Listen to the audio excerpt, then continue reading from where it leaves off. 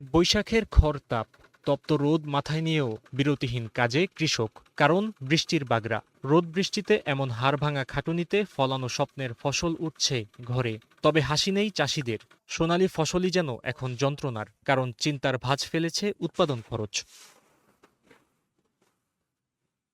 সার, বীজ, সেচ ও শ্রমিক সহ বাড়তি খরচে উৎপাদন ব্যয় হয়েছে আকাশচুম্বী। উল্টো বাজারে মিলছে না ফসলের ন্যায্য দাম। কৃষকের এই ঘাম ঝরানো মেহনত লোকসানের খাতায় গিয়ে ঠেকেছে।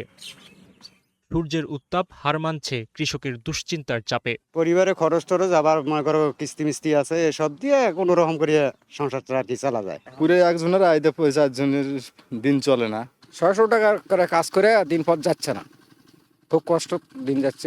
সব সালামের দাম বেশি, খরচপাতির দাম বেশি, কেঁকা করে দিন পথ যায়। এ তো গেল কৃষকের কথা। কষ্টের গল্প আরও গভীর দিনমজুরদের। দিনভর খাটুনি তাদের। কাজের চাপ বাড়লেও সেই হারে বাড়েনি মজুরি। মাথায় তাই জীবিকার পাহাড় সম বোঝা। দিন শেষে পকেটে যা আসে বাজারে নিমিষেই শেষ। নিত্যপণ্যের চড়া দামের কারণে অতি প্রয়োজনীয় আমিষও দিনমজুরদের বিলাসিতার নাম। মাছ নিয়মিত খাওয়া যায় না, কারণ একটা মাছ কিনতে গেলে তো 200 টাকা 250 টাকা কেজি। কারণ 7 জন ফ্যামিলি মানে মোটে 1 কেজি মাছ ছাড়া হয় না। এই কাজ করে তো আপনার পুষে না তো। জিনিসপত্রের দাম 650 টাকা দেয়, আমাদের আবার ওষুধ বেশি গড়বার আছে। যে টাকা রুজি না, এই টাকায় এই গাড়ো খাই আর বাসাত দিয়া খরচ দিয়া সমান টেলি কাম কর লাগে। ন্যায্য টাকা পাইলে আমাদের বউ সংসার বাল বাচ্চা সবাই ভালো হয়। সবকিছুর দাম বাড়ে, কিন্তু আমাদের লেবারের কিন্তু কিছু বাড়ে না। বিবিএসের তথ্য বলছে, এক মাসের ব্যবধানে 8.71 থেকে বেড়ে এপ্রিলে সাধারণ মূল্যস্ফীতি হয়েছে 9.04%, যেখানে খাদ্য মূল্যস্ফীতি ছাড়িয়ে গেছে আশঙ্কাজনক সীমা। জীবনযাত্রার ব্যয় যে হারে বেড়েছে, আয়ের প্রবৃদ্ধি তার অর্ধেকও নয়। এই বিশাল ব্যবধানই সাধারণ মানুষকে ঠেলে দিচ্ছে চরম বৈষম্যের দিকে।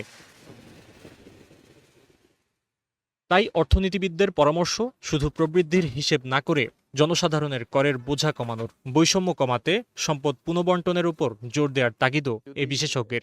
আয়ের বৈষম্য, সম্পদ বৈষম্য এবং ভোগ বৈষম্য কমাতে চাই, তাহলে আমাকে চিন্তা করতে হবে যে আমি সম্পদটা আহরণটা কিভাবে করছি আর সম্পদটা ব্যয় কিভাবে করছি। যে এই যে আমি যে আদায় করছি, আমি যে ব্যয় করছি, তাতে করে আমার আগের যে আয়, ভোগ এবং সম্পদ বৈষম্য ছিল সেটা আমি কমাতে পারছি কিনা, এইটাই বিবেচ্য হওয়া উচিত।